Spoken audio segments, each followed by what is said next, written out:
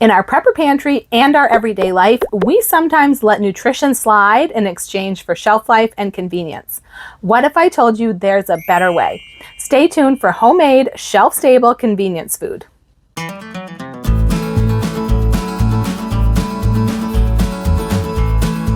Hey guys, it's Jara with Wicked Prepared. We know we need to stock our prepper pantry with foods that have a long shelf life. We also know that no matter how well we try to eat in our everyday life, we sometimes have those days when that all goes out the window because we need something quick and easy. So we end up settling for fast food, takeout, or something from the pantry that's loaded with preservatives and maybe other things that we find less than desirable. That's why I was so excited when I discovered this way to make homemade convenience meals where I control the ingredients and they're not only healthier, but also shelf stable for a good long time. Meals in a jar are the perfect solution to all these problems. They're fast and easy to put together, and they're shelf stable, usually for years, depending on what you put in them and how you store them. They contain everything down to the meat, vegetables, dairy ingredients. All you have to add is water. They also usually cook up quickly when it's time to prepare it, so you can have a meal on the table in just a few minutes, whether it's during a grid down emergency or just a busy Wednesday night. And because you made it yourself, you know exactly what's in it. You control the ingredients. You can add more or less of any ingredients. You can adjust or replace things like sodium and gluten based on your family's needs and preferences. They really do tick all the boxes. The meal I'm doing today was a special request from my Meal in a Jar group on Facebook. Terry was looking for a teriyaki chicken with vegetables meal in a jar recipe. So today's meal in a jar is teriyaki chicken with veggies. I'm also going to have a slightly different no-cook Mylar bag version for you as well. And even if you aren't a DIY kind of person, stay tuned and I'll show one more option for those of you who prefer to buy rather than make. Let's get started putting these jars together. Here are the ingredients we're going to be using today in our recipe, starting right over here with our freeze-dried ingredients. Freeze-dried, of course, is the magic that's going to allow us to have all of this wonderful food on our shelves, shelf-stable for years. I'm using grilled chicken today for the chicken teriyaki. I chose the grilled chicken because it's what's on sale right now. You probably know I like to choose things that are on sale when I can, when I'm choosing a recipe to do for the month, because that way I can restock my supplies that I use up at a better price. But you really could use any meat you wanted to in this recipe. You could substitute a freeze-dried beef and have a beef teriyaki. You could use pork, shrimp, anything you wanted. Next, I'm using broccoli. Broccoli is a vegetable that I tend to turn to when I'm making Asian-inspired dishes, in teriyaki especially. Broccoli also happens to be on sale this month, so it was a good choice. You could also use green beans, zucchini. I think those would be a couple really good choices with the teriyaki. And I'm using red bell peppers, which I thought would be really nice in this dish and provide a nice contrast with the green broccoli. I'm going to use some mushrooms, a little bit of mushrooms. Next, I've got cornstarch. This is to thicken the sauce. I like my teriyaki sauce nice and thick. And then I've got some seasonings that are going to make up the sauce. So I have got another freeze-dried ingredient. This is minced garlic. And then I've got some ginger, just powdered ginger, some garlic powder. I've got soy sauce powder and apple cider vinegar powder and sugar. And that's going to be what's going to make up our teriyaki sauce. It's going to be delicious. Let's get started. For materials, all we need for this project is a wide mouth quart mason jar and of course the airtight sealing lid. We'll need oxygen absorbers if we want to put this on the shelf for long term, like longer than a year. I have had meals like this on my shelf for a year without an oxygen absorber and they were fine. I usually use 200 cc's worth of oxygen absorbers in my jars. And just some basic measuring spoons and cups. And I'm also going to be using a canning funnel to get everything in the jar a little bit more easily. The first thing I'm going to add to my jar is going to be my grilled chicken. And I'm adding 1 cup of the grilled chicken.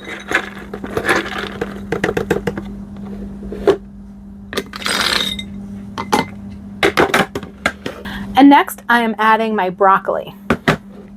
I'm going to add 1 1/4 cups of broccoli. There's 1 1/4.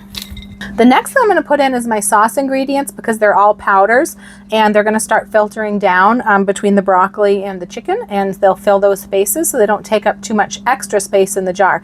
And the broccoli is really bulky, so there's a lot of spaces there, so that's why I like to put it on top of the broccoli. I'm going to start with the soy sauce powder, 1/4 cup of this. And next I'm adding my sugar. So a 1/4 cup of the sugar. I'm going to do my apple cider vinegar powder. I'm doing 2 tablespoons of this, which is the same as 1/8 of a cup. So I do happen to have 1/8 of a cup measure. I like to do that when I can because then I only have to scoop once. So there's my 1/8 of a cup, 2 tablespoons of apple cider vinegar powder. And next I'm going to do my cornstarch. And that's going to be 2.5 tablespoons. I cleaned this off really well because I don't want to get vinegar flavor in my cornstarch.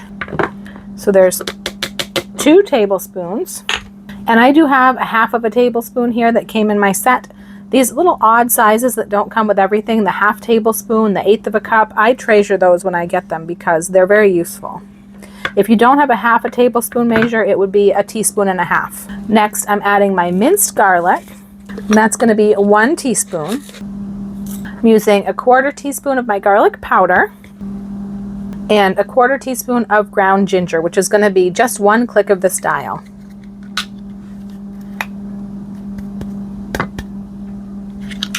That's all my sauce ingredients. I'm going to give this a little bit of a shake just to get those worked down into the other ingredients. And then I'm going to add my final 2 ingredients, which is going to be the red bell peppers. I'm doing 3/4 of a cup of these. So there's a 1/2 of a cup and another 1/4. And then I'm going to do a 1/2 cup of mushrooms. Now, if you don't like mushrooms, you could do something else. You could just do more of the broccoli and red peppers. You could do a different vegetable. In fact, you could swap out any of these vegetables with vegetables that sound good to you. As long as you have about 2.5 cups of vegetables in this, you can use whatever you want. So there is our jar, and it's got just enough room to put an oxygen absorber on the top if we were going to seal it up and keep it for the long term. But I'm going to actually be making this up for you today to show you how it cooks up and how it turns out. And so I'm just going to leave mine just like this.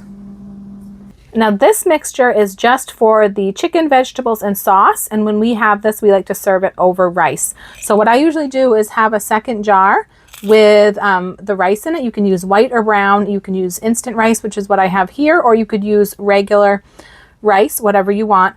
I like to use instant just because these meals are supposed to be super quick. So this is super quick, and the ratio of rice to water is equal. So I can measure out the same amount of water in the jar that I use of rice, and then I can have everything I need just easy.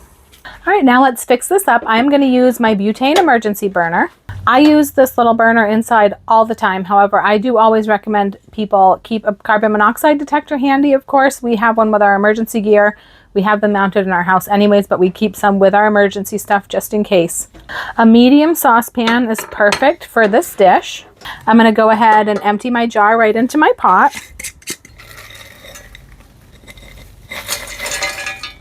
I'm going to be using 3 cups of water for this dish, and I am going to put it into my mason jar first to rinse out all the powder that got left inside the jar, because we don't want to waste any of that.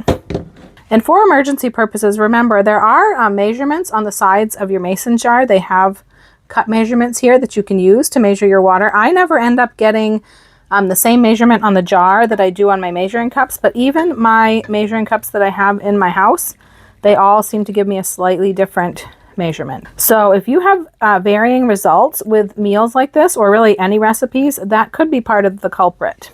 So the first step that I'm going to do with this is I'm going to stir it around and get everything moistened, and then I'm going to let it set for 10 minutes. This is something that I do with a lot of my jar meals, not all of them, but what that's going to do is allow the liquid to start soaking in and refreshing the meat and the vegetables before the cornstarch starts to thicken the sauce. It just seems to work a little bit better that way with a lot of recipes.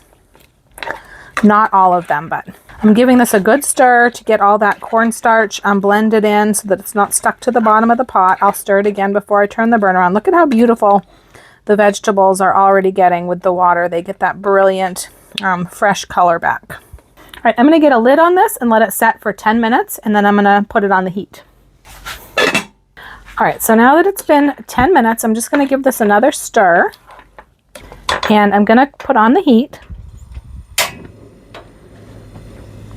I'm not going to put it on super high. I'm going to put it on about medium, because I do want to bring this up to a boil, but I want to do it a little bit more slowly, just so that I give everything a little bit more time to refresh. And then by the time it comes to a boil and thickens the sauce, it will pretty much be ready to eat.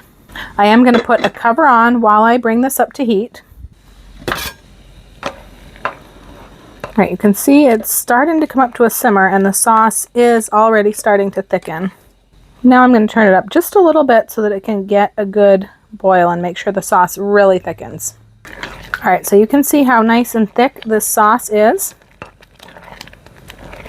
I'm going to go ahead and turn the heat off, and I'm going to test, really it's just the chicken that we just want to make sure is refreshed all the way through.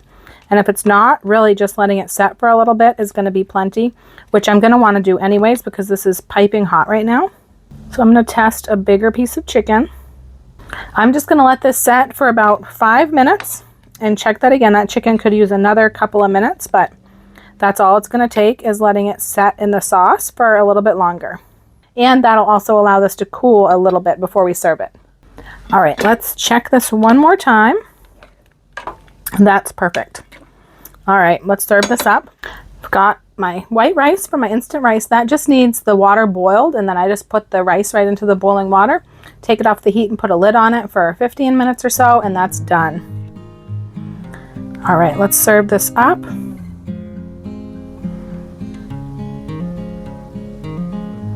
Look at how beautiful that is.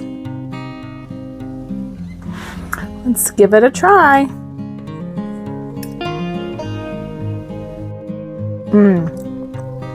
This is delicious. So good.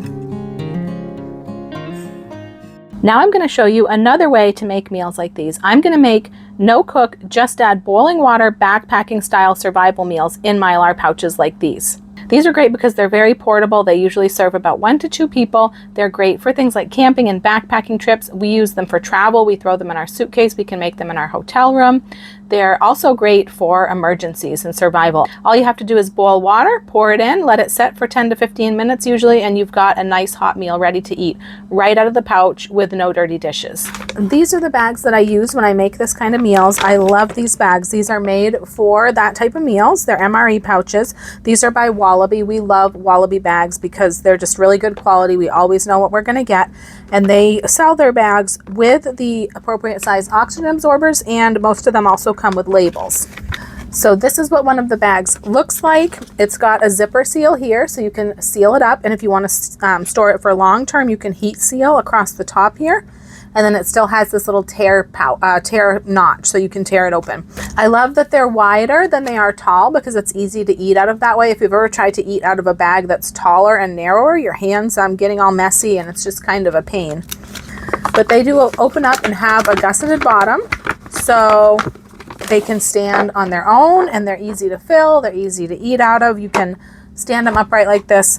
They're really, really great. And of course, like I mentioned, they do come with oxygen absorbers in the appropriate sizes. And these are small packs. There's only,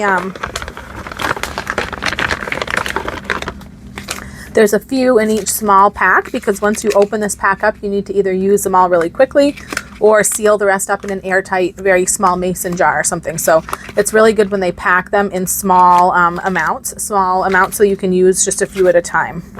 And of course, they also come with a sheet of labels. For this meal, we're using basically all the same ingredients, except we are going to be putting the instant white rice into the meal, and in place of the cornstarch, we're going to be using some velouté, which is basically a chicken gravy mix, because this is not a cooked meal, so I'm not going to add the cornstarch. All right, let's get started. First, I'm starting with the grilled chicken. I'm going to be adding 1/2 cup of chicken. I'm going to add my instant white rice next. You could also use instant brown rice, but you want to make sure that it's instant so that it's going to cook with the soaking in the boiling water. I'm using 3/4 cup of the rice. So I've got 1/2 cup and then 1/4 cup. My broccoli, I'm going to do 1/2 cup of broccoli. 1/4 cup of red peppers, 2 tablespoons of mushrooms. So I'm using my 1/8 cup measure. I'm doing 2 tablespoons of sugar, 2 tablespoons of the soy sauce powder. I'm doing a tablespoon of the velouté powder, a tablespoon of the apple cider vinegar powder, 1/2 teaspoon of the minced garlic, And really, you can do as much garlic as you like. I feel like there's never too much garlic. When I make this, when I make chicken teriyaki just regular, I just take my garlic squeezy tube and I just let it squeeze a whole bunch in. But there's a half a teaspoon of that and an 1/8 of a teaspoon of ginger and do an 1/8 of a teaspoon of garlic powder. And that's it. So there's all of our ingredients in there. And what I'm going to do is zip this top up. Now, if I was going to be storing this for any period of time, if I was just going to be making this for like a camping trip or, you know, a regular like traveling trip that was going to be in the near future, I wouldn't bother putting an oxygen absorber in or sealing this. But if I was going to be putting this away for an emergency and I wasn't sure when it would be used, I would put an oxygen absorber in here, zip this seal, and then heat seal it along the top so that it would be all sealed up for long-term storage. But what I'm going to do right now is I'm going to fix this up. So I'm going to put on some water to boil in my electric kettle, and we're just going to be adding 1.5 cups of boiling water to this pouch, and I'll show you how we do that. Now, if you're not a DIY kind of a person, you can get some meals like this, or if you're not ready to make meals like this, you don't have all the supplies, you don't have all the ingredients, but you want to have some meals like this on hand, whether it's for emergencies or for, you know, camping or hiking trips or just you're traveling. You can buy meals like these. This is a chicken teriyaki with rice. I didn't really model this one after this one specifically, but this is a very similar meal. We love these meals. These have a 20-year shelf life, which some other meals that are on the market like this actually don't have that long of a shelf life. I was surprised to learn some do. And these meals have 3 servings per package. And so most of the meals that are out there on the market have 2 servings. Now, of course, we usually get more like 2 servings out of this package, but the meals that are marketed as 2 servings, we would usually get 1 serving out of. So this is more food. You can see this is 7.4 ounces. A similar Mountain House meal is less ounces than this. So you're definitely getting more food with these. And there is a value pack of these meals on sale right now, which includes this chicken teriyaki meal and 4 other different meals. So if you wanted to try 5 different varieties for one low price, this is a great time to do it. If you want a link directly to where you can get these, just text meal pack to my number that I'm going to put right down at the bottom of the screen, and I will send you a direct link right to the meal pack that's on sale this month. All right, so I've got water boiling for this meal. What I'm going to do first is just give it a stir. Get the ingredients kind of incorporated while they're all dry. And for this meal, I have 1.5 cups of boiling water, and you can pour boiling water right into the pouch. I'm going to give this one more stir just to get everything moistened and everything combined really well. All right, now you can see that is all ready to go. So I'm going to zip this up. I'm going to press out as much air as I can out of the bag. Zip it right up. And what I like to do with these is I like to slide them into just a cheap lunchbox like this. I get these at Walmart, usually at back to school time. You can find them on clearance right after back to school time for 50 cents or $1. So I'm going to slide this whole pouch right in here. This keeps all the heat in, so it makes the meal stay hot. And it also, I feel like it makes it, you know, come back to life and refresh a lot better because it's holding in all that heat. So it's in here ready to go, and I'm going to set a timer for, it takes about 15 minutes for this. Sometimes I like to stir it at 10 minutes just to make sure everything's combined. So I'll see you back when this is all ready to go. All right, let's see how we're doing.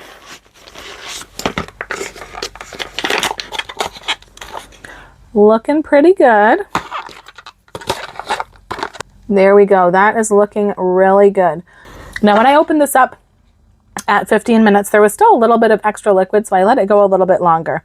I don't know. It's usually done by 15 minutes, so I think I might have over measured the water this time. But as long as your chicken and your veggies and your rice are tender, then it's ready to go. If there's a little extra water, just let it sit a little bit longer and it'll soak it up.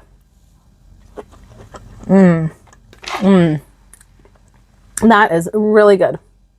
I usually get a lot of questions about the shelf life of these meals and the number of servings. There really aren't any hard and fast answers because there's so many factors that go into these things. But for a meal like this, if you use an oxygen absorber in your jar and store it in a dark place protected from light, it should last around 7 to 8 years at least.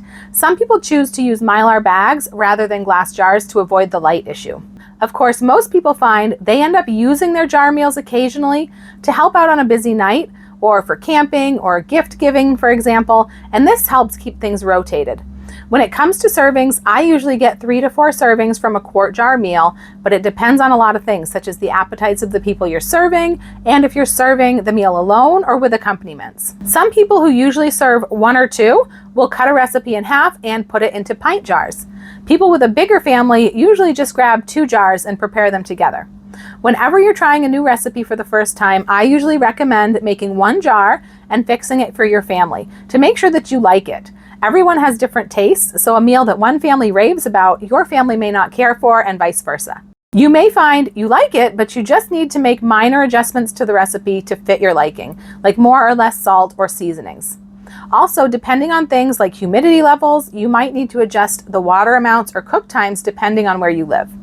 Once you know you love the recipe the way it is, then you can make up a batch of multiple jars.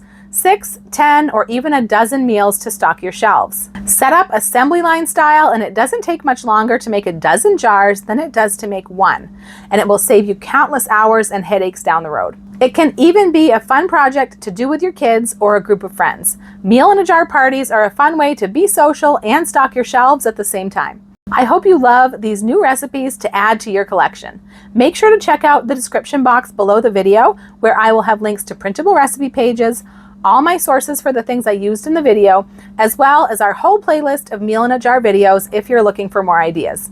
If you made it all the way to the end of the video, leave me a chopsticks emoji down in the comments, and check out this video next to see how I pressure can chicken teriyaki for a whole different spin on a meal in a jar. I'm Jara with Wicked Prepared. Survive today, thrive tomorrow. We'll see you next time.